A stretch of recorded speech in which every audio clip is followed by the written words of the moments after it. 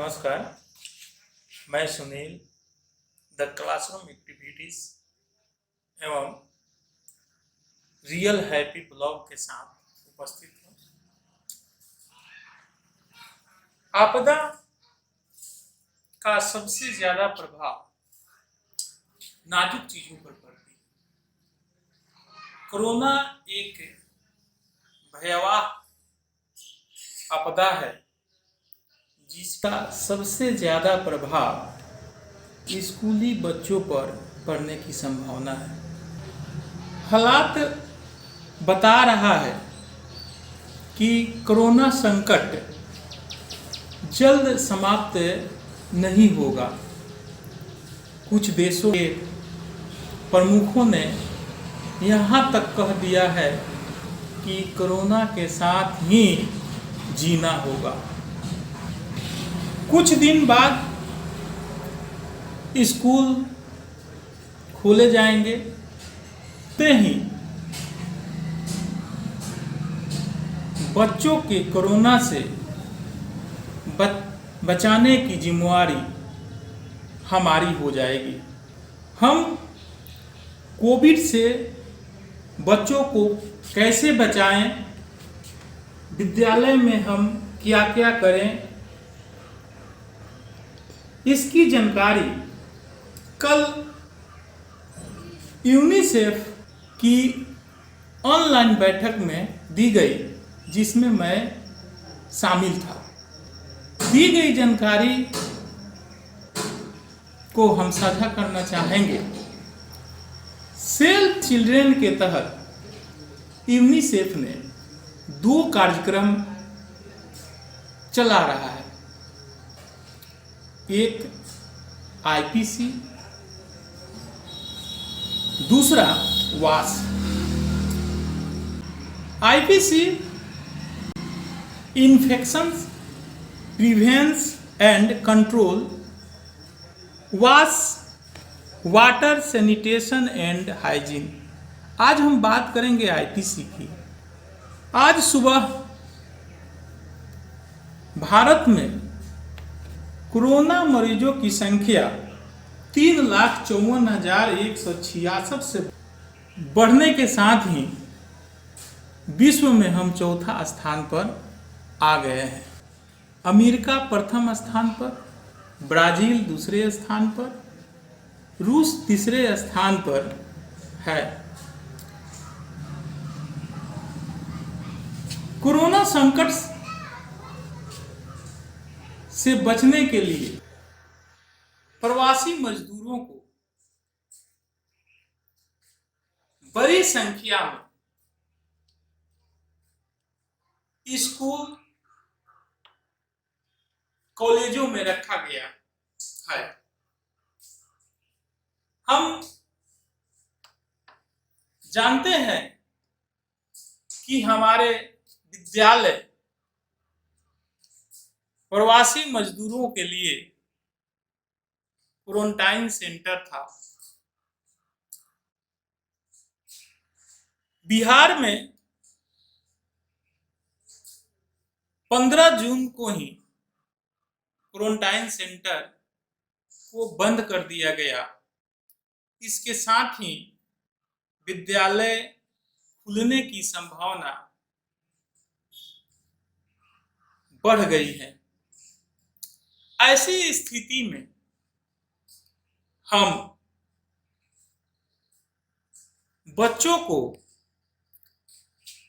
Covid से कैसे बचाएंगे, हम शिक्षकों के लिए एक बड़ी चुनौती है। जैसा कि हम जानते हैं, स्कूलों को क्वारंटाइन सेंटर बनाए जाने के कारण जो विद्यालय क्वारंटाइन सेंटर था, उस विद्यालय में कोरोना का मरीज होने की संभावना थी। वह मरीज विद्यालय के फर्श, दीवार, शौचालय, जल का स्रोत का उपयोग किया है, जिससे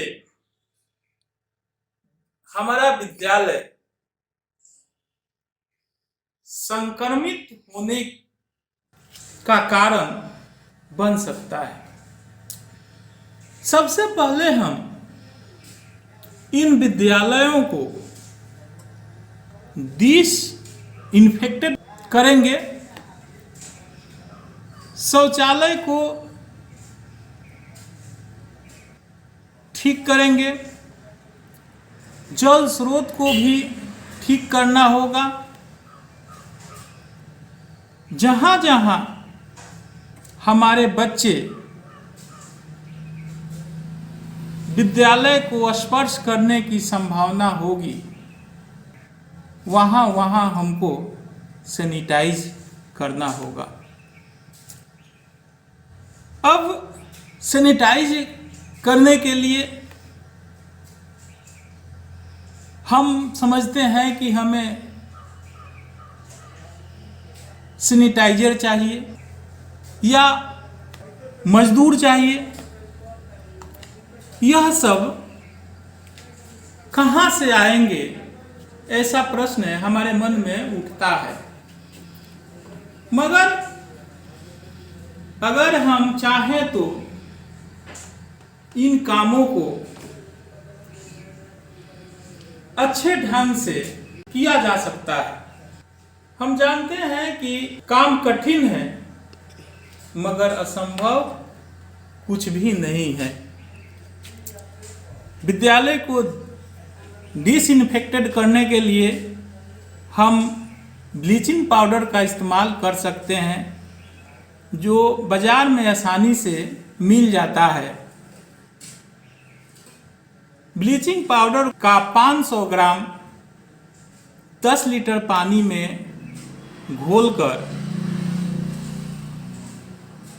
हम उसका छिड़काव विद्यालय के दीवार के 4 फुट ऊपर तक करते हैं।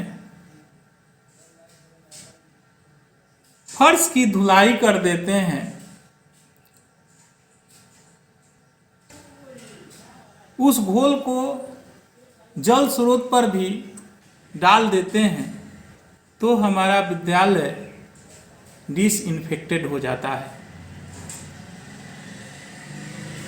ध्यान देने की बात यह है कि ब्लीचिंग पाउडर, जिसे हाइपोक्लोराइड कहा जाता है, धातु के संपर्क में आने से वह रिएक्शन करता है।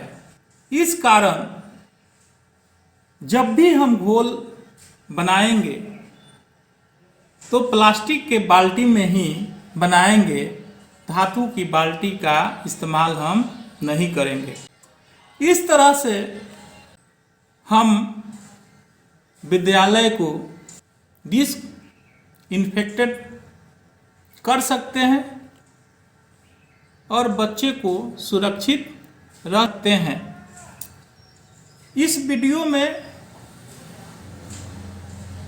इतना ही।